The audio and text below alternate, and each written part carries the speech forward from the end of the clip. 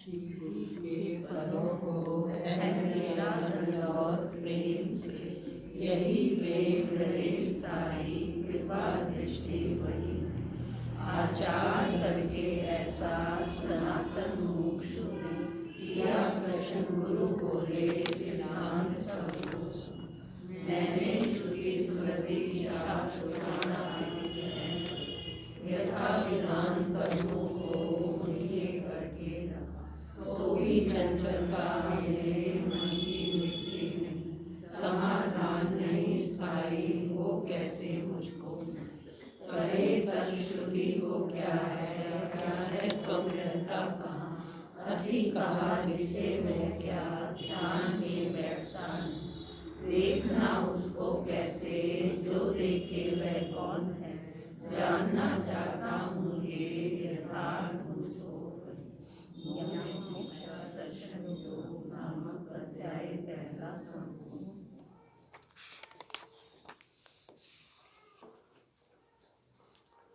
आचार करके ऐसा सनातन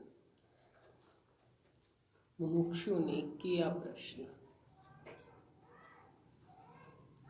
ऐसा सनातन आचरण किया। आचरण यानी बाहर से क्रिया, व्यवहार की तरह। बाहर से क्रिया, भीतर प्रेम। कौन सा ये आचरण है? सनातन आचरण है। ये कोई नया आचरण नहीं किया जिज्ञासु ने। सनातन हमारी परंपरा है ये, कि जब सद्गुरु के समीप जाए साधक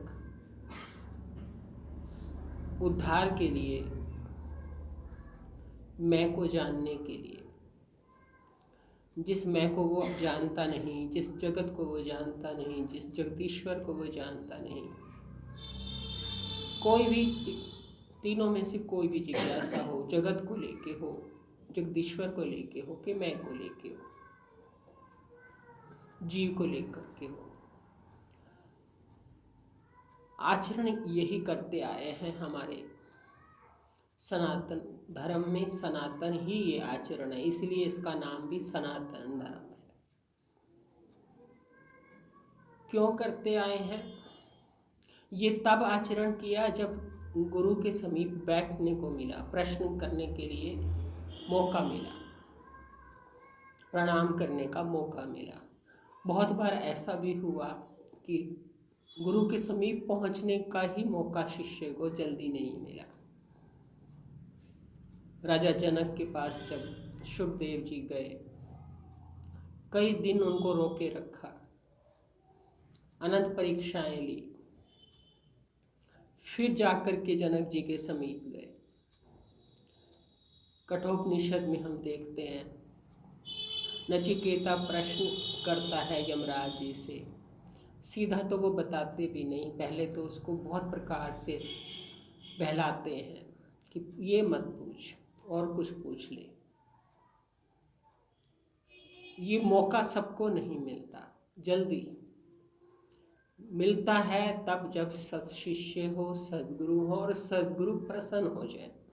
इसलिए विवेक चूड़ामणि में ही शायद शुरू में है कि जब सद्गुरु के पास शिष्य जाए तो वो सबसे पहले नमन करके बैठ जाए, और जब वो मौका दे, वो मुस्कुराएं, वो अपनी प्रसन्नता दिखाएं, तब साधक उनसे प्रश्न करे। लेकिन ये आचरण हमारे सनातन है, पुरातन है। सभी साधक जब भी सद्गुरु के पास प्रश्न करने गए, कुछ जिज्ञासा लेके गए, तो ये सनातन आचरण करके ही उन्होंने अपना प्रश्न रखा है, सीधा नहीं रखा। पहले दंडवत प्रणाम किया है प्रेम पूर्वक, और सद्गुरु को सद्गुरु कहा है। सद्गुरु क्यों है? क्योंकि वो तत्ववेता हैं, तत्वदर्शी हैं, यथार्थ बात जानते हैं। इसलिए उसने अपने सद्गुरु के सामने ये अपना आचरण रखा, अपना आचरण प्रस्तुत किया, अपने आचरण से अपनी दिखा दिया।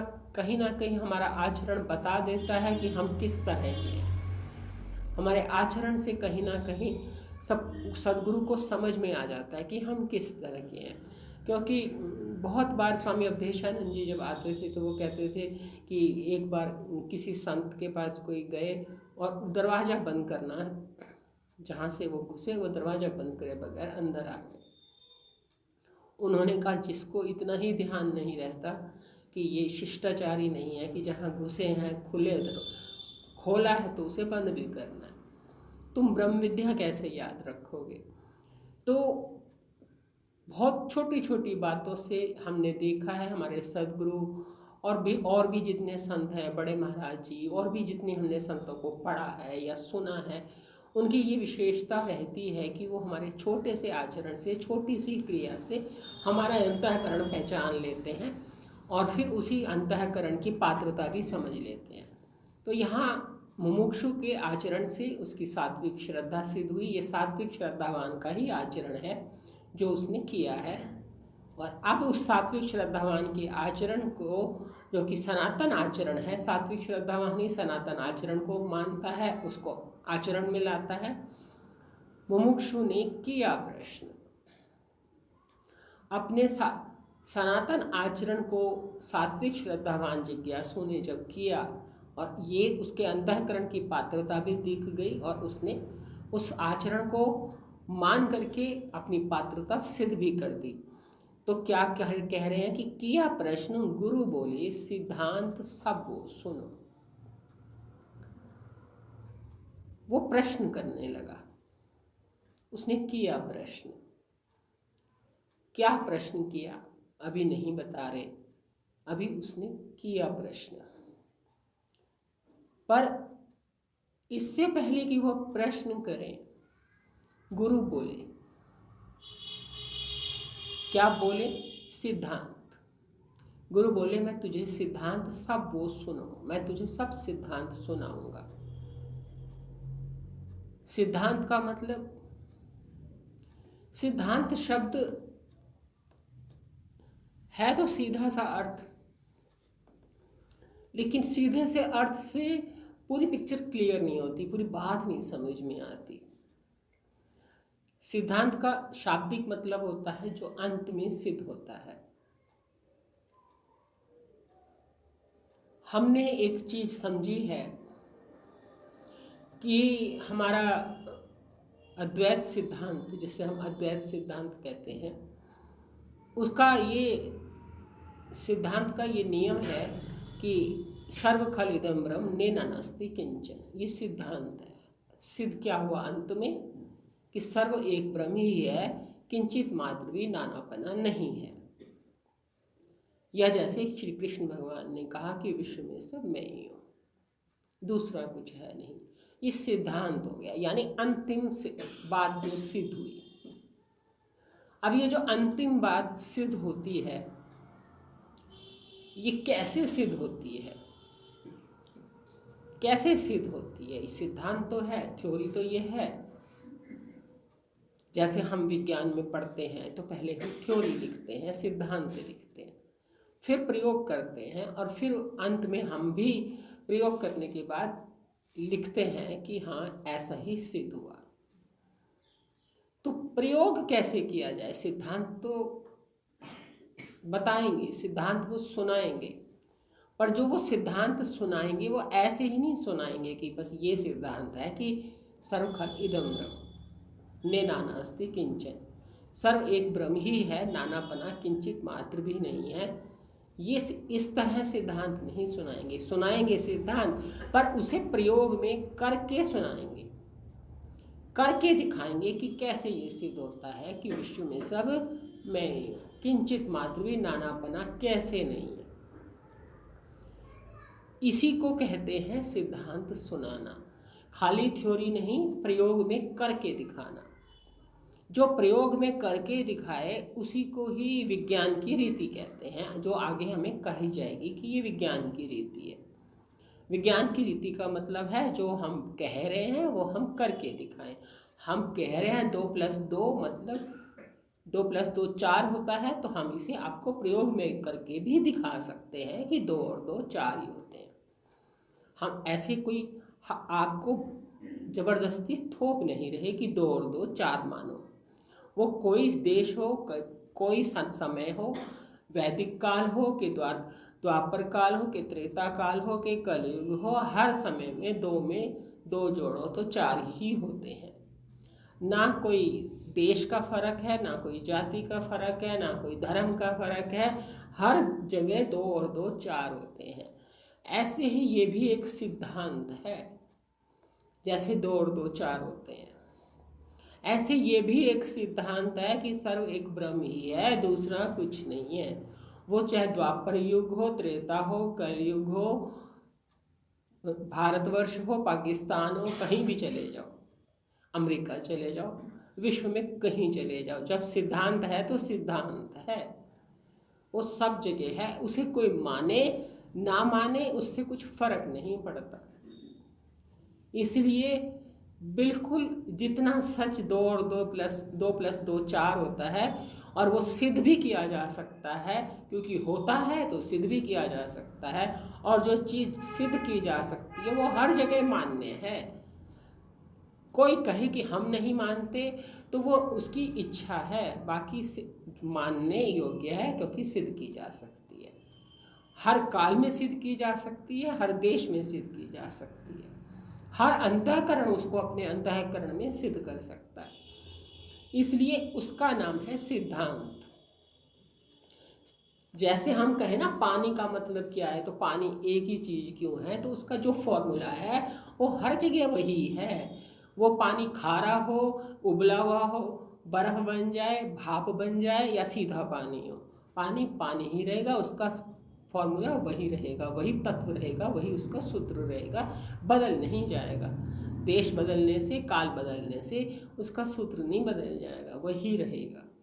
यही तात्विक दृष्टि होती है, यथार्थ दृष्टि उसे ही कहते हैं जिसमें सत्य कभी बदलता नहीं, सच्चाई कभी बदलती नहीं।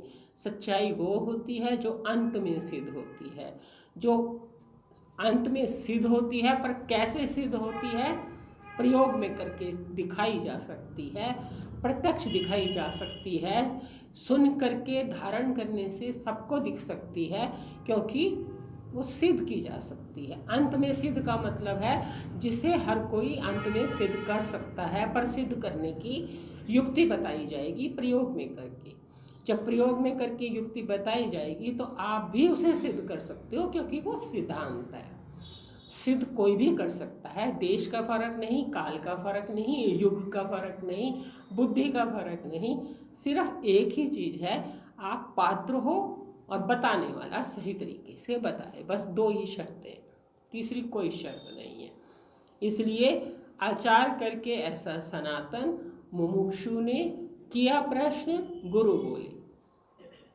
गुरु ने बोला कि मैं तुझे वही बताऊंगा जो सिद्धांत है, कोई पंथ नहीं बताऊंगा, कोई मत नहीं बताऊंगा, कोई अपनी मति नहीं लगाऊंगा, कोई अपना निजी पंथ नहीं बनाऊंगा, कोई मेरी मान्यता ऐसी है मैं वो नहीं बताऊंगा कि मेरी मान्यता है कि 2 और 2 4 होते हैं, वो सिद्ध होता नहीं होता मुझे नहीं मालूम, मैं कहता हूँ इसलिए मान लो। नहीं, मैं नहीं कहता, है ही सिद्धांत, बिल्कुल उतना ही सच जितना मैंने आपको बता दिया कि कोई फॉर्मूला हो या कोई गणित की चीज़ हो, वो हर काल में, हर देश में उतना ही सच है जितना इस काल और इस देश में सच है।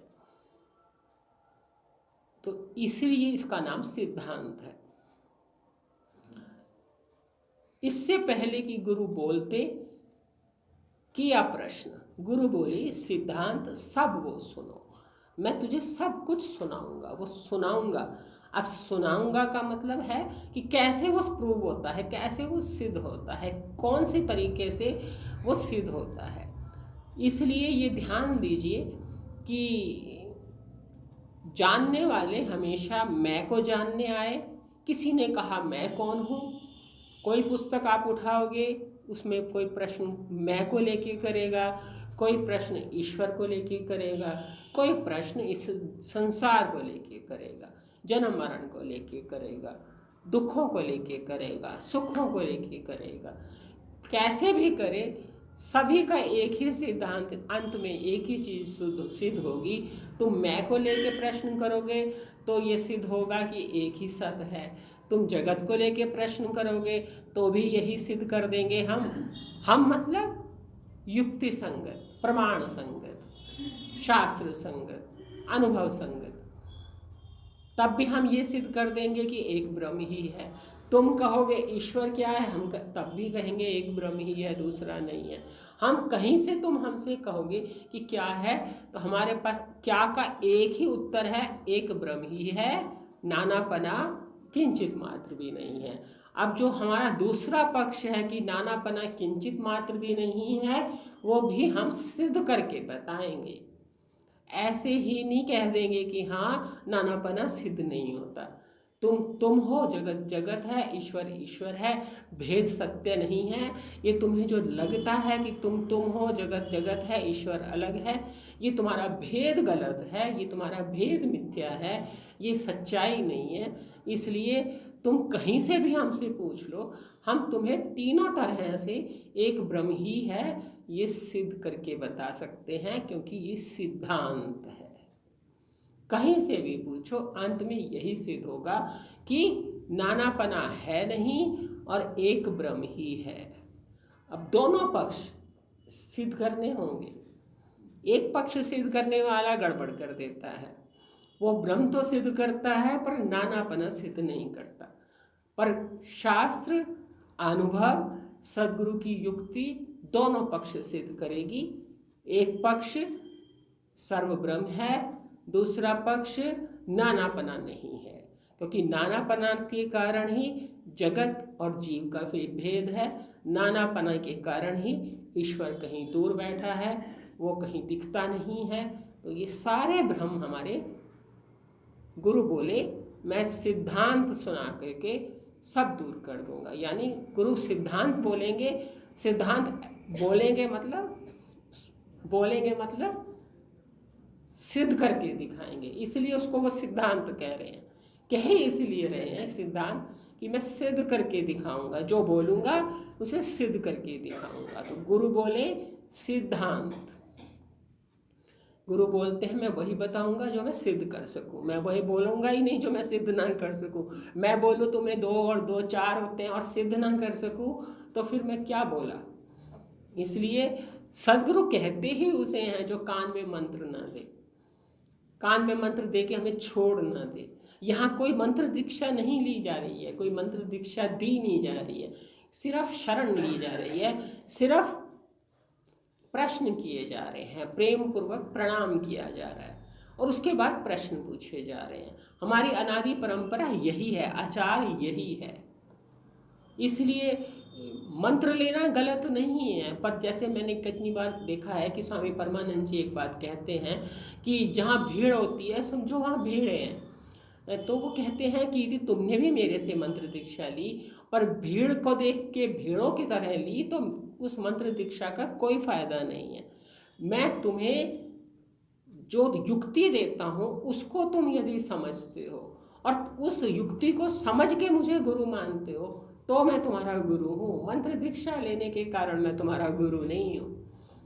ये उनकी बात मुझे बहुत मतलब एक सच्चाई कहने वाले संत हैं, तो वो कई बार ये बात कहते हैं कि तुम यदि मुझे मेरी बात सुन करके समझ करके अपने हृदय में मुझे गुरु समझते हो और फिर उसी बात को सुन करके धारण करते हो तब मैं तुम्हारा गुरु हूँ। चूँकि तुमने मेरे से मंत्र दीक्षा ले ली तो मैं तुम्हारा गुरु हो गया, तो ऐसे मैं तुम्हारा गुरु नहीं हूँ। तुम भेड़े हो और भेड़ों का कोई गुरु नहीं होता। जहाँ भीड़ है वहाँ भीड़े हैं। ऐसा मुझे बड़ा अच्छा लगता है कि वो सही तरीके से बात कहते हैं और वही कहते हैं जो सच है। जहाँ देखा देखी लोग पहुँचते हैं वो समझदार विवेकी नहीं होते, सच में भीड़ें होती हैं। तो क्या कह रहे हैं कि आचार करके ऐसा सनातन मुमुक्षु ने किया प्रश्न, गुरु बोले यही आचरण किया जैसे अर्जुन ने किया कि चेला हूँ आपका बोध देवें। इसका मतलब ये नहीं है कि उसने कुछ अलग से कुछ दीक्षा ली या कुछ और किया, बस अपनी शरण स्वीकार करके मुझे बोध दो, ये अपनी प्यास बुझाने के लिए, अपने प्रश्नों के लिए, अपने समाधान के लिए शरण ले ली। तो यहाँ जिज्ञासु ने भी शरण ली है और सदगुरु ने उसे स्वीकार भी कर लिया है, तभी तो बोले हैं, तभी तो उन्होंने अपना मुख खोला है, नहीं तो वो क्यों मुख खोलते यदि स्वीकार ना करते। तो आचार करके ऐसा सनातन मुमुक्षु ने किया प्रश्न, गुरु बोले सिद्धांत सब वो सुनो, मैं तुझे वो सब सुनाऊंगा, वही सुनाऊंगा जो सिद्धांत है। इसलिए सिद्धांत शब्द का बड़ा महत्व है। इसलिए हमारे गुरुदेव ने कहा कि यथार्थ वाक्य सुनो, रोचक भयानक नहीं सुनो। रोचक भयानक सिद्ध नहीं किए जा सकते। कोई आपको कोई नरक है, नरक में जाओगे, हम सिद्ध नहीं कर सकते कोई नरक है, हम स्वर्ग सिद्ध नहीं कर सकते। हम आपको यदि कहें कि ये सिद्ध आप मरने के बाद वहाँ जाओगे, हम सिद्ध नहीं कर सकते। पर आप मरने के बाद भी नहीं मरोगे, ये हम सिद्ध कर सकते हैं। आप जन्मने से पहले भी थे, ये हम सिद्ध कर सकते हैं। आप तीनों कालों में रहते हो, ये सिद्ध किया जा सकता है। आप प्रकाशक हो, ये सिद्ध किया जा सकता है। तो जो बात सिद्ध की जा सकती है वही बोलेंगे और कुछ नहीं बोलेंगे। सिद्ध की जा सकती है और सिद्ध करके भी दिखाएंगे। इतना दावा करने वाले ही सद्गुरु होते हैं। शिष्य क्या बोलता है? शिष्य, गुरु बोले सिद्धांत सब वो सुनो, पर इससे पहले ही वो मुमुक्षु क्या बोलता है? क्या शब्द था कि किया प्रश्न, गुरु बोले सिद्धांत सब वो सुनो। उसने प्रश्न किया और गुरु ने बोला, लेकिन बोलने नहीं दिया उसने, क्योंकि वो बड़ा उत्साहित है, बड़ा व्याकुल है, बड़ा यूँ कहो कि तड़फ रहा है, बड़ा अपने मन में उसके बहुत द्विधा है। इस द्विधा के कारण उसके अंदर व्याकुलता है, तड़फन है। तो वो अपनी पहले बात रखना चाह रहा है कि आप बोलो, इससे पहले मेरी बात सुन लो। मैं अपनी बात रखना चाहता हूँ कि मैं किस व्यथा में गुजर रहा हूँ, मैं कितनी जगह जगह जूझ के आया हूँ, तो पहले मेरी बात आप सुन लीजिए। तो क्या कह रहा है? मैंने श्रुति स्मृति शास्त्र पुराण आदि हैं पढ़े। गौर करने की बातें हैं और बड़ी गंभीरता से समझने की बातें हैं। हमारे सामने एक सिचुएशन है, एक परिस्थिति है, एक सद्गुरु और शिष्य के बीच का संबंध है, और सद्गुरु और शिष्य के बीच में वो संबंध किन कारणों से बना है, शिष्य किस व्यथा से आया है, और किस व्यथा में आए हुए शिष्य को उपदेश दिया जाएगा और वो तरेगा। तो यदि हम वो परिस्थिति नहीं समझते तो हम भी मानसिक रूप से वो परिस्थिति अपने भीतर बनाएंगे नहीं, हमारी भी वो मनोस्थिति नहीं होगी। तो फिर हमारे लिए सर्वांग योग तो खत्म हो जाएगा, पर हम वहीं होंगे जहाँ हम खड़े हैं। लेकिन यदि हम उसकी मनोस्थिति समझ करके अपनी मानसिक स्थिति भी वैसी बना लें, जिज्ञासा से बनाए कि भावना से बना लें। क्या कह रहा है साधक? उसने क्या प्रश्न किए? वो कह रहा है मैंने श्रुति स्मृति शास्त्र पुराण आदि हैं पढ़े। ये तो जैसे किसी को कोई कहीं एंट्री मिलती है, कोई एडमिशन मिलता है, तो वो पहले बता देता है कि ये पढ़ के आया है, ये समझ के आया है। तो थोड़ा सा बताने वाले को भी समझ में आ जाता है कि हाँ, इसे कितनी जानकारी है। और जानकारी के लिए तो वो बता रहा है, लेकिन साथ साथ बता रहा है कि मैं जानता बहुत, पढ़ा मैंने बहुत कुछ है, पर मेरे अंदर कुछ नहीं गया, मेरे कुछ समाधान नहीं हुए। इसलिए वो अपने अहंकार को तो वो पहले ही अपने दंडवत प्रणाम करके ख़त्म कर चुका है, इसलिए वो अहंकार से नहीं बता रहा। ये ध्यान रखना। तो जब स्वामी दयानंद जी अपने गुरु के पास गए थे, तो उन्होंने कहा था कि मैं बहुत कुछ पढ़ के आया हूँ। तो उन्होंने कहा था जो कुछ पढ़ के आए हो जाओ पहले गंगा में बहा दो। क्यों? क्योंकि यदि तुम कुछ पढ़ के आए हो तो उस पढ़ने का अहंकार लेकर के यदि सुनोगे, आप भी जैसे आप में से कईयों ने सर्वांग योग मान लो पहले पढ़ा हुआ है या पहले सुना हुआ है, आप उसी माइंडसेट से सुनोगे कि ये हमने पढ़ा हुआ है, तो उतने प्यार से नहीं सुनोगे, क्योंकि ये तो हमने सुना हुआ है। और यदि सच्चाई सुनी हुई है तब भी उतना फ़ायदा नहीं होता। हर बात कोरे कागज की तरह सुनना चाहिए, तब ज़्यादा फायदा होता है।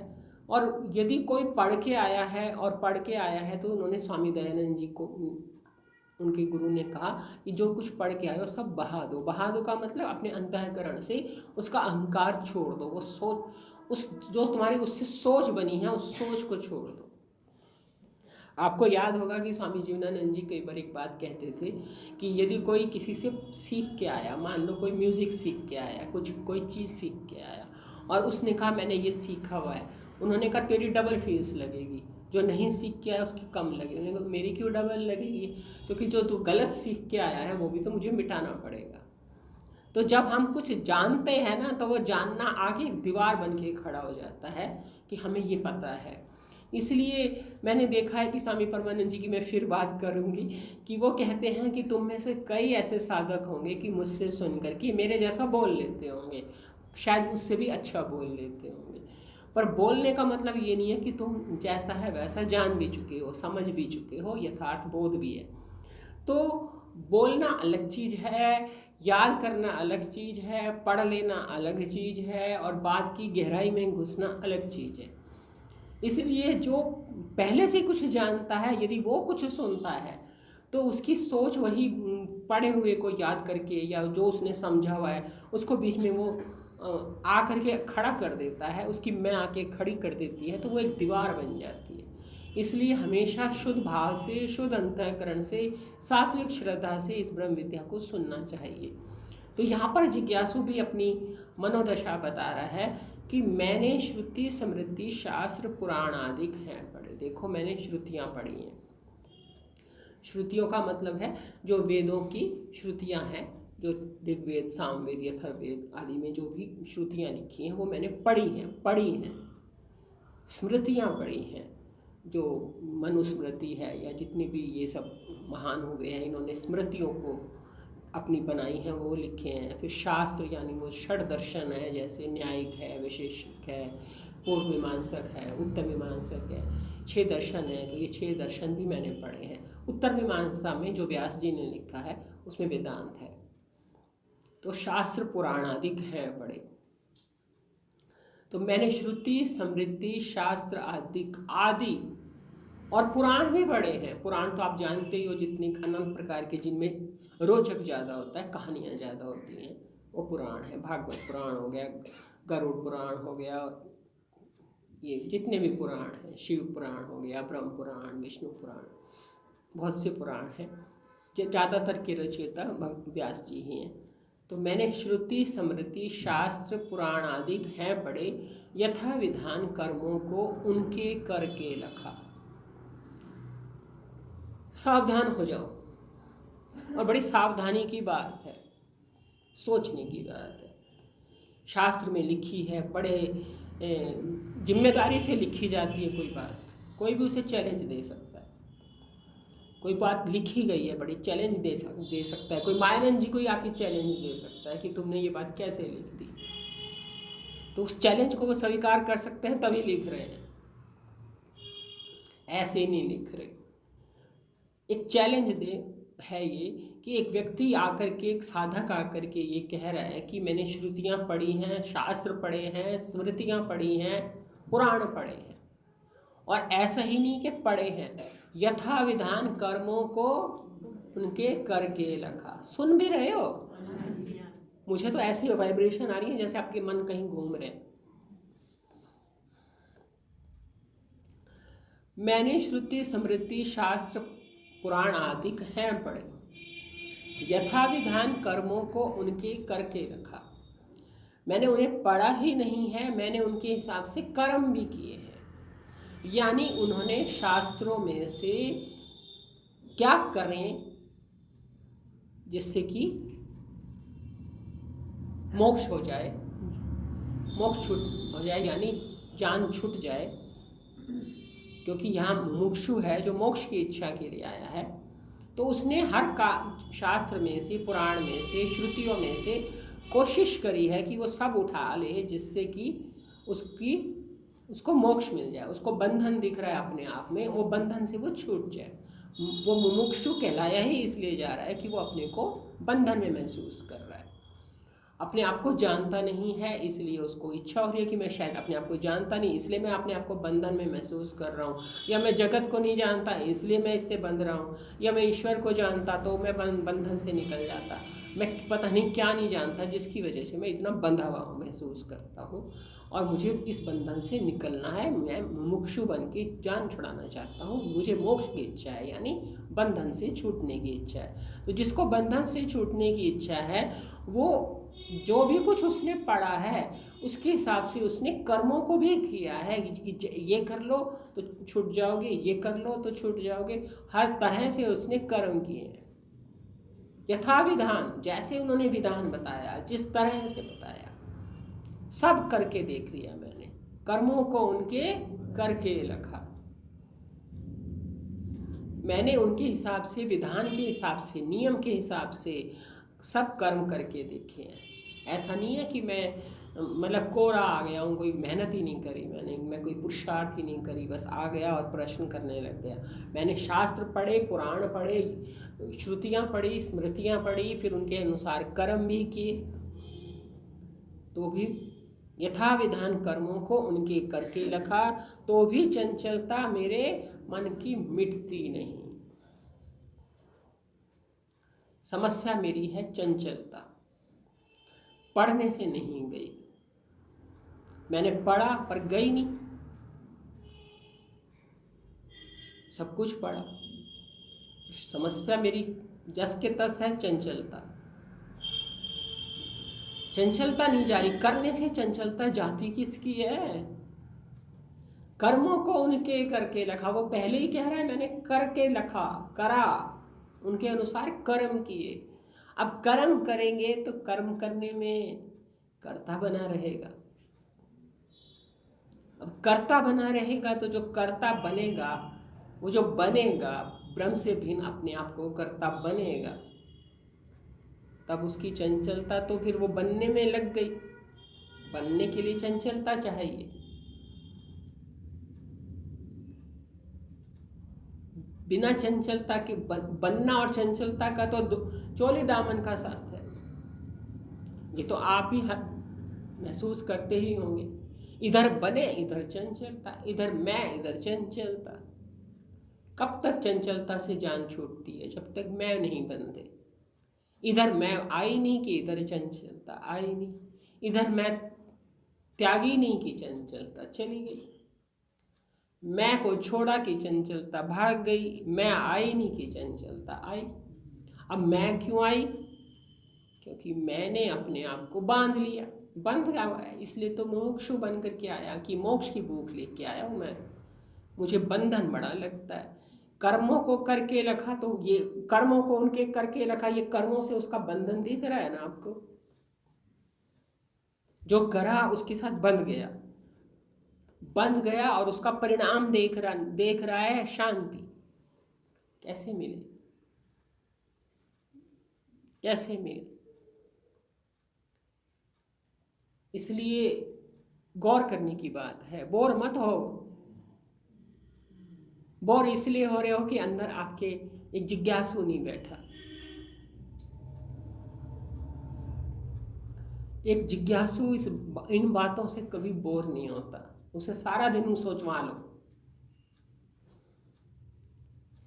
कैसी बोरियत? अपनी बात, अपने कल्याण की बात, अपने छूटने की बात, और बोरियत।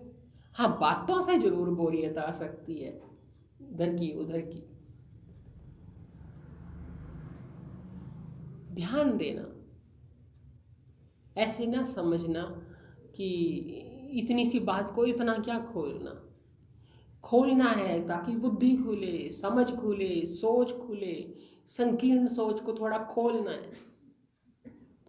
इतना ही सोच पाते हैं जितना ये दिखाते हैं बस। खाना, पहनना, सोना, जागना, इससे ज़्यादा कुछ सोचते ही नहीं। थोड़ा ज़्यादा सोचो, क्या हो जाएगा ये खाना, पीना, सोना, जागना सोच के? आज तक कुछ बना है? वो तो कितना कुछ करके आया है, और करके आया है तो रिजल्ट भी देख लिया उसने कि मैंने श्रुतियाँ पढ़ी, स्मृतियाँ पढ़ी, शास्त्र पढ़े, पुराण पढ़े, और पढ़े ही नहीं, कर्म भी किए उनके अनुसार। फिर भी चंचलता मेरे मन की मिटती नहीं, करके भी चंचलता नहीं गई। जैसा कहा वैसे किया, जैसा कहा वैसे किया। उन्होंने जो कहा वो किया, तप कहा, जप कहा, साधन कहा, सब किए। संयम कहा वो भी किया, तप कहे वो भी किया, श्रवण कहा वो भी किया। पर किया करने में तो लगा रहा, ये भी कर लो वो भी कर लो। भगवान ने कहा श्रुतियों में फंसी तेरी बुद्धि निश्चय पाएगी। श्रुतियों में से निकाल अपनी बुद्धि को, जब सुनना भूल जाएगा। श्रुतियों में फंसी तेरी बुद्धि निश्चय पाएगी, तब सुना हुआ जो है सुनना भूल जाए। श्रुतियों में मत फंस, कर्म में मत फंस, फंस मत। जहां तू फंसेगा, तूने खुद ही तो फंसने को स्वीकार किया। तू फंसने से निकलना चाहता है और तू खुद ही फंस रहा है। श्रुतियों में फंसा रहा है, कर्म में फंस रहा है, यथाविधान कर्मों को करने की जिम्मेदारी ले रहा है। जैसा कहा वैसे ही करूं। अब जब जिम्मेदारी लेगा तो टेंशन ही तो आएगी।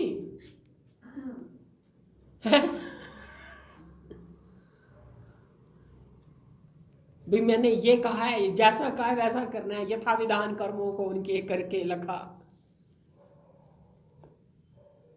तो जब हम किसी काम की जिम्मेदारी लेंगे कि जैसा कहा है वैसा करना है, रुई लाओ भाई, बत्ती लाओ जी, इतने वाली बत्ती लाओ, इतना इसमें ये डालो, पंडित जी कैसे थका मारते हैं, जरा तो करो कुछ। कितनी टेंशन है, ये रह गया, ये नहीं रहा, सब कुछ आ गया ना, सब सामान आ गया ना। और तुम कहो ये सब भी करें और शांति भी मिल जाए।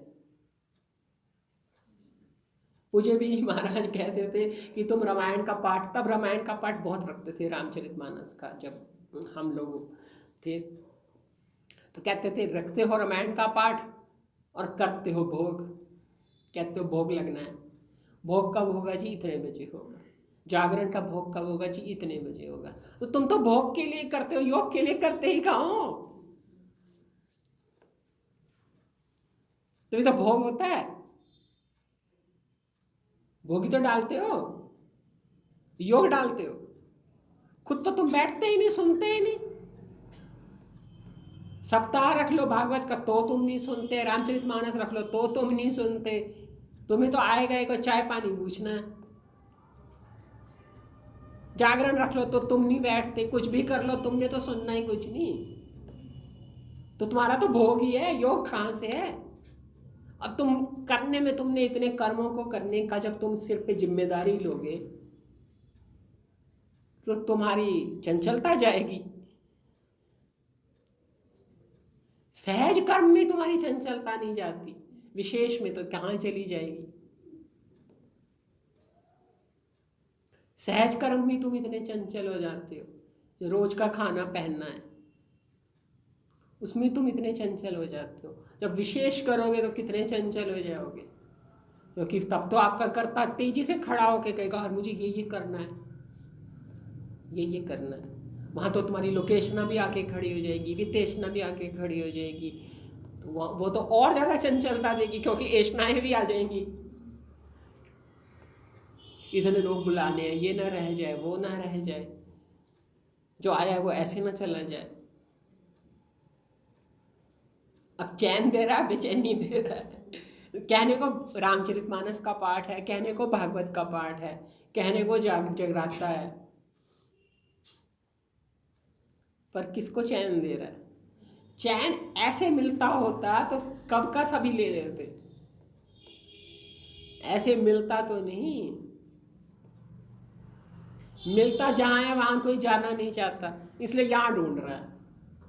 उस बेचारे ने भी कर्म करके देख लिए, यथाविधान।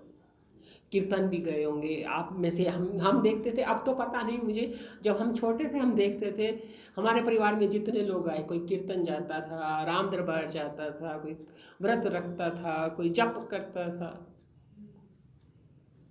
पता नहीं क्या क्या किया होगा। कीर्तनों में भी गए, मंदिर भी गए, माता के मंदिर में कीर्तन में अलग गए, राम दरबार में भी गए, क्या क्या नहीं पहले लोग पापड़ बेलते थे। अब तो सीधा घर से उठ के यहाँ आके बैठ जाते हैं। उस तरह से देखा जाए तो वो थोड़ा सा कुछ करके आए थे तो थोड़ा अंतःकरण शुद्ध थे। अब तो सीधे भोगी आके बैठ जाते हैं, जो भोगों में रमे हुए और आके सत्संग सुनने बैठ गए। वो कुछ ना कुछ तो शुभ काम करके आते थे।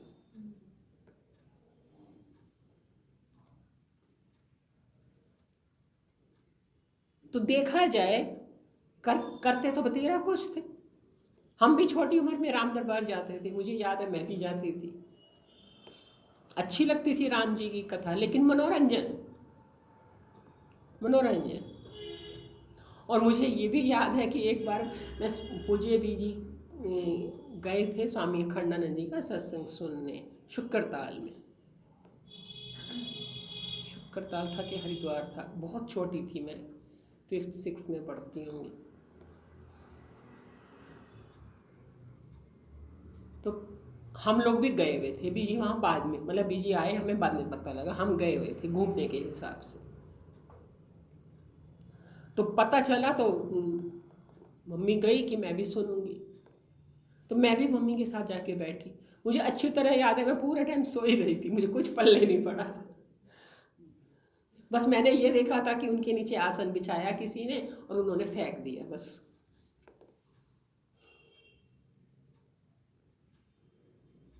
कुछ नहीं, मैं तो सोई रही पूरे टाइम। जल्दी से घुसती कहाँ है ये बात है, तो थोड़े बड़े हुए, थोड़ी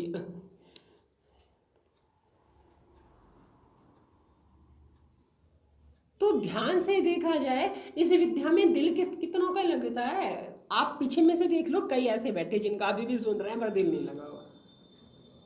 सालों से सुन रहे हैं, रोज आ रहे हैं, दिल से सुन रहे हैं। दिल से कितने लोग सुन रहे हैं? जो दिल से सुनते हैं ना, वो पास बैठना चाहते हैं, वो छिप के बैठना भी नहीं चाहते। वो छिप के वही बैठते हैं जिनको दिल से नहीं सुनना।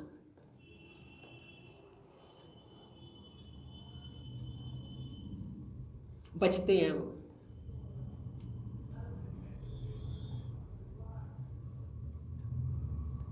तो ध्यान देना, यथा विधान कर्मों को उनके करके रख लिया मैंने। कर्मों को करा, जो शास्त्र ने कहा वो कर लिया। राम राम की मालाएं भी कर ली, जप भी कर लिए, सिमरन भी कर लिए। सुन रहे हो? आप में भी अभी कई कर रहे होंगे। वो सोच रहे होंगे कि शायद ये करने से चंचलता चली जाए, शायद ये करने से चंचलता चली जाए। करेंगे तो चंचलता कहाँ से जाएगी? वो तो मैं खड़ी होएगी, और जब मैं खड़ी होएगी तो मेरा तो एक्सपीरियंस है नहीं कि जब तक मैं खड़ी हो तो चंचलता होती चली जाती है। बिना मैं के गए चंचलता कहाँ से जाएगी? जब तक मैं रहेगी वो चंचलता साथ लेके आएगी, क्योंकि वो चित्त खड़ा कर देगी, वो भेद खड़ा कर देगी, चंचलता साथ ले आएगी। इसलिए वो कह रहा है उसकी समस्या सबकी समस्या है, पर वो समस्या को वो समस्या समझ रहा है। हम समझ रहे कि नहीं समझ रहे, ये हम देखें। जिस दिन हम इसको बड़ी समस्या समझ लेंगे तब हम भी सच में समाधान सोचेंगे। और समाधान तो है, पर उसे अपनाना पड़ता है, उसे अपनाना पड़ता है। याद नहीं किया जाता, खाली जीवन में लागू किया जाता है। दौड़ दो पता चल गए, याद करके कहीं किताब में कहीं कोने में नहीं पढ़े हैं, कहीं दिमाग के किसी कोने में नहीं पढ़े हैं, हमारे जीवन में काम आते हैं। हमें जब भी दौड़ दो जोड़ने पड़ते हैं, हम जोड़ लेते हैं, क्योंकि वो हमारे जीवन में काम आ गए। सच्चाई है जो काम की है, ये सच्चाई है जो बार बार आके खड़ी हो जाती है और फिर भेद खड़ा करके दुख और सुख और संसार बना देती है, और फिर भवसागर बना देती है, फिर जन्म मरण बना देती है, और फिर पता नहीं क्या क्या बना देती है। निकलना